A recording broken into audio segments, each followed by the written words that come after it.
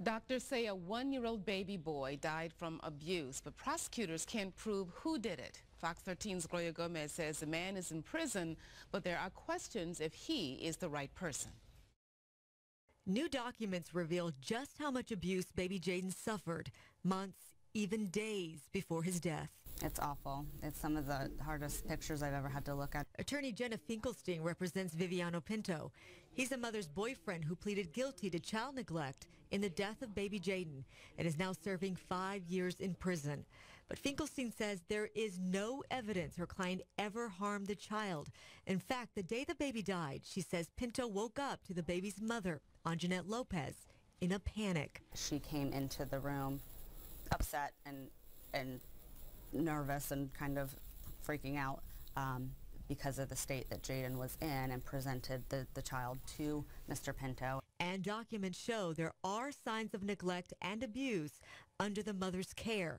Months before baby Jayden died of severe head injuries, records show the baby had bruises on his face and burn marks on his wrist and back.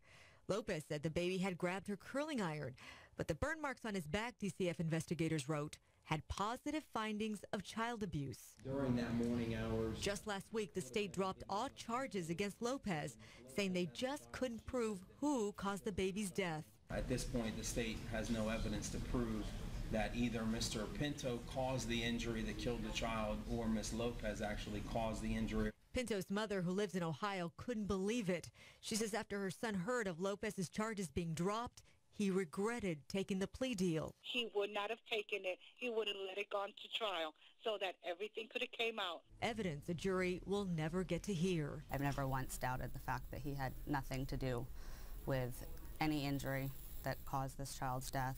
I believe he is innocent. In Tampa, Gloria Gomez, Fox 13 News.